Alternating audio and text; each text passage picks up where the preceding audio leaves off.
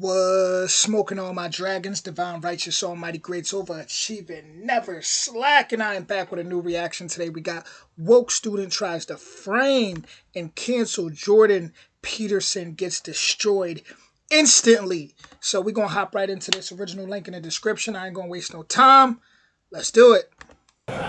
Is that sufficient? But you sort of do have certain predispositions that you're giving in the same way in which people from political correctness are trying to say this is what it means to be a woman, these are the kind of things that it is expected from a woman to do to defend herself. And it seems to me that you are making a similar claim about this is what conservative people do, and this is how they always relate to hierarchy. Well, I would say that I perhaps am doing that, but I don't see how that's the same as what the postmodernists are doing. I mean, as far as I can tell, the postmodernists aren't saying that the groups, the individuals within those groups, are characterized by any stable characteristics whatsoever, except for the fact of their comparative oppression. So I don't understand the first part of your argument. I mean, part of the reason the postmodern types have been going after me is because I've dared to say that men and women differ in temperament, which, by the way, they do. So, now, you know, that's actually something that might be worth just differentiating quickly, because it's actually technically somewhat challenging, but also very much worth knowing. I was debating someone on a panel this morning on a TV show, The Right Stuff. And this was a woman who led the Women's Equality Party. And she cited some psychological literature that purported to claim that men and women were mostly the same. And that's actually true. We are more the same than different. If you look at our temperaments, there's more overlap than there is variance by a substantial amount. And so even on the temperamental dimensions where there is most difference between men and women, the difference isn't of massive magnitude at the center of the distribution. So for example, women are less aggressive than men, which is, by the way, why they try to commit suicide more often, but are much less lethal in their actions. That's one example, but there are many examples. If you draw a random woman and a random man out of the population, the probability that the man will be more aggressive is 60%. If you bet on the man, you'd win 60% of the time. That's not a walloping difference. It's not 95% of the time. You know, it's a difference that is substantive, it's significant, it's measurable, but it's not large by the standards by which such things are judged. But that's not the point. The point is that most of the activity takes place at the extremes. So out on the tails of the distribution. So here's an example. About 9 out of 10 people in prison are male. Why? Because to be in prison, you have to be the most aggressive person, let's say, in 100. Okay. Those differences at the midpoint are large enough so that if you go out to the extremes, 1 in 100 people, you have an overwhelming preponderance of men. And so you can have your cake and eat it too. You can say... Let me just say this. I like how when he talks, there's no condescending tone with it. You know, he's not talking like from a place of I'm smarter than you, or I'm better than you, or I'm trying to destroy you. He's just literally spitting facts and in a gentle manner. You know, I appreciate people like that. Say, well, yeah, broadly speaking, men and women are more the same than different. The overlap is greater than the disjunction, but that's not relevant if what's being selected is often at the extremes, and it often is. So for example, with regards to engineering, there's a fair bit of evidence that people who are more interested in things than in people become engineers. Now, that's not really going to be, what is that, shocking? Are you shocked by that? You shouldn't be shocked by that, right? You can tell that not only by what engineers do, but you can tell that by how they think, and you can tell that just by talking to them, if you know a bunch of engineers.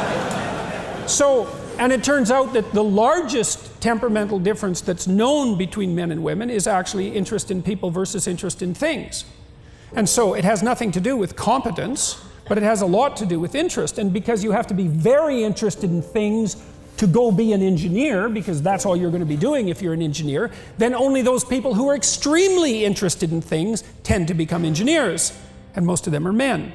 And that's why even in places like Scandinavia, where a tremendous amount of effort has been put into flattening the sociocultural landscape, and successfully, by the way, there's still a preponderance of male engineers. And there's a preponderance of female nurses. And no matter how much sociological gerrymandering goes on, those statistics have remained quite intractable over about a 15-year period. And so there are differences. They're not massive. And then you might ask, well, are those sociocultural or biological? It's like, well, that's a hard question to answer, because it depends on how much variability there is in the sociocultural landscape, because the proportion by which something is biological versus sociocultural varies with the sociocultural landscape. That's a complicated thing to digest, because you think of those things as fixed, but they're not. So, but what we have demonstrated quite clearly, and this is mainstream science, despite the fact that people don't like it, this test has already been done. So we developed a personality model that's pretty stable across cultures, purely derived from statistical processes, an atheoretical model if there ever was one, and quite an unattractive model because of that, conceptually, but that's beside the point. Then we saw cross-culturally whether there were differences in the fundamental temperaments of men and women, and the answer was yes, cross-culturally, quite robust.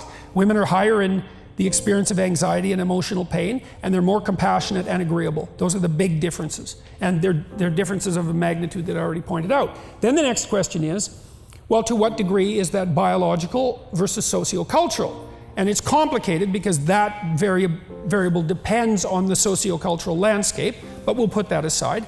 You can determine that by stacking up countries from those who have done everything they possibly can to flatten out the sociocultural landscape in relationship to gender, to those who haven't, that are still very stratified by sex.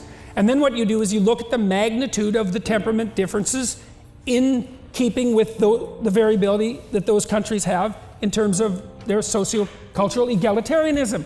And the sociocultural types, the social constructionists, their prediction is, as cultures become more egalitarian, men and women become more different, more the same, because it's environmental. That isn't what happens. Exactly the opposite happens. As you flatten out the sociocultural landscape, men and women become more different. The data is in. The experiment is done. Tens of thousands of people, multiple countries. And it's not what anyone expected. And you might think, well, it's all the right-wing psychologists. It's like, all the right-wing psychologists are in this room, sitting in this chair.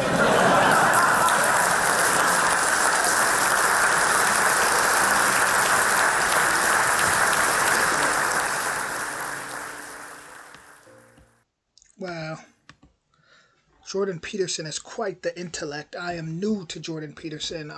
I've definitely heard about him and seen little clips there and there. But this is actually like the first time I actually like listened to something over 5 minutes of him.